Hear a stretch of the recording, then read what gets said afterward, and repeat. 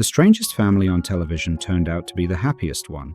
The Addams Family premiered in 1964 and lasted just 2 seasons, 64 episodes. Yet on screen, their love was so genuine and deep that many real families could only envy it. Behind the scenes, however, their story was far darker than any plot the show ever had. Let's take a look at what the actors' real lives were like.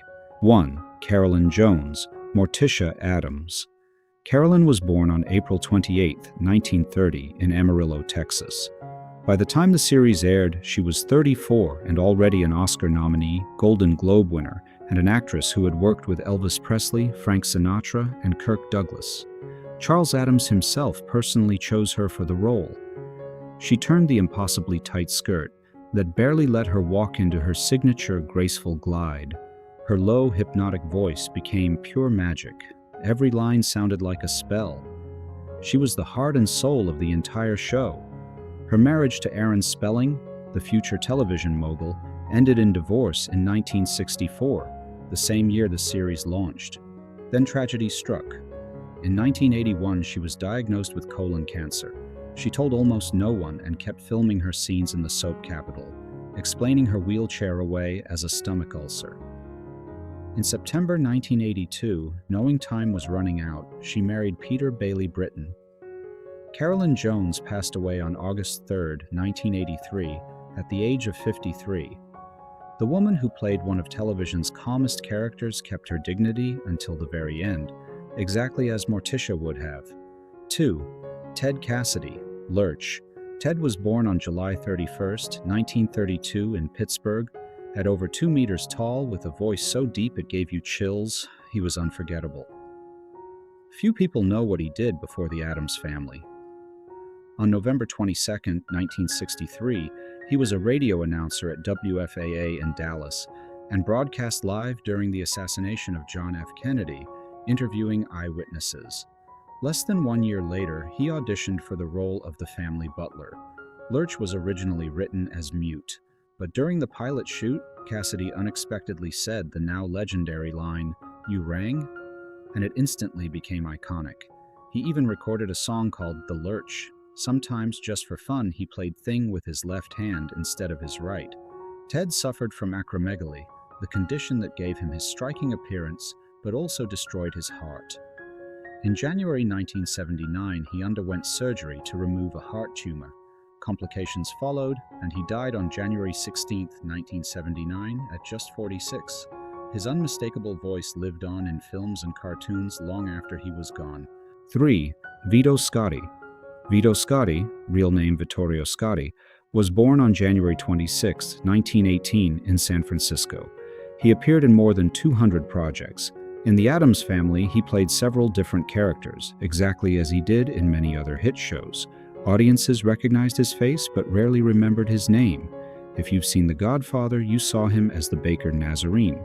He also voiced Disney characters. He died of lung cancer on June 5, 1996, at age 78, a quiet, incredibly hard-working professional. 4. Thing. Thing appeared in 61 out of 64 episodes and was credited simply as himself. No face, no body, no voice, yet it became one of the most recognizable characters in TV history. Charles Addams originally imagined it as a severed head, but censorship forced a change.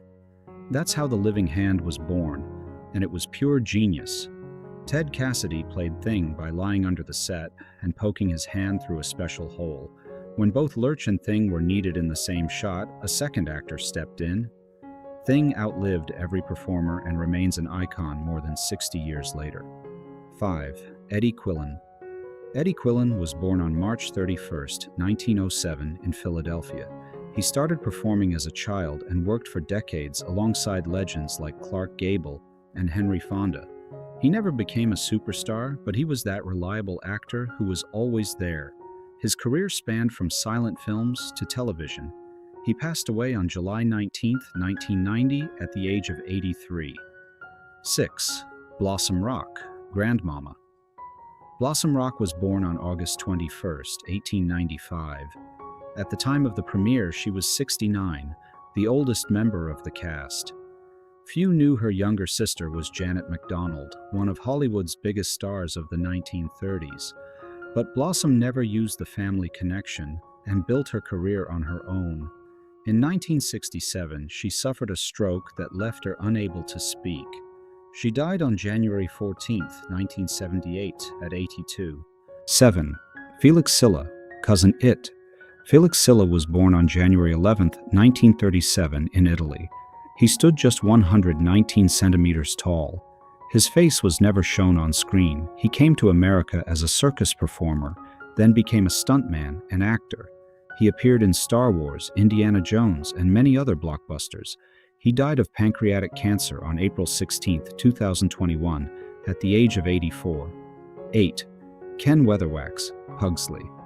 Ken Weatherwax was born on September 29, 1955, in Los Angeles. He was only 9 when he landed the role of Pugsley. The show ended when he turned 11. After that came the classic child star story: pressure, struggles, military service, and behind-the-scenes work. He died of a heart attack on December 7, 2014, at 59. His funeral was paid for by fans. 9. Lisa Loring, Wednesday. Lisa Loring was born on February 16, 1958. She became Wednesday at the age of 5 and set the standard for the character for decades. Her adult life was difficult: the loss of her mother, personal struggles, and addiction. She passed away on January 28, 2023, after a stroke, at the age of 64. 10. Jackie Coogan, Uncle Fester. Jackie Coogan was born on October 26, 1914. As a child, he was one of Hollywood's biggest stars, earned millions, and lost everything when his parents spent it all. His court case led to the creation of the Coogan Law, which protects child actors' earnings. He died on March 1, 1984, at 69. 11. John Astin, Gomez Addams. John Astin, a living legend. John Astin was born on March 30, 1930, in Baltimore. In his youth, he dreamed of mathematics, but while studying at Johns Hopkins University, he discovered a passion for the theater. The role that immortalized his name is Gomez Addams. As critics noted, Gomez and Morticia were the only married couple on 1960s television who openly displayed genuine passion for one another. Interestingly, the character's name was chosen by Astin himself. When the series was being developed, Charles Addams suggested naming the character either Rapelli or Gomez, but left the final decision up to the actor. John Astin is the actor who has been involved in Addams Family projects more than anyone else in history.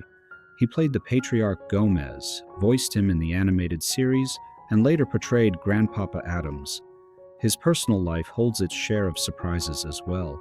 He was married to the famous actress Patty Duke and raised Mackenzie and Sean Astin. Sean Astin, known for his role as Samwise Gamgee in The Lord of the Rings, was his adopted son. Until 2021, Astin taught acting at Johns Hopkins University. A devoted admirer of Edgar Allan Poe, he regularly attended Baltimore's yearly celebrations of the writer's birthday. After the death of Lisa Loring, who played Wednesday in January 2023, John Astin became the last surviving member of the original cast. In 2026, he turns 96 and remains active to this day. The actor who outlived all his colleagues. Coincidence? What do you think? Subscribe so you don't miss the next even more incredible story. Sometimes the people everyone calls strange know how to love more deeply than anyone else, and the real lives of these actors prove it.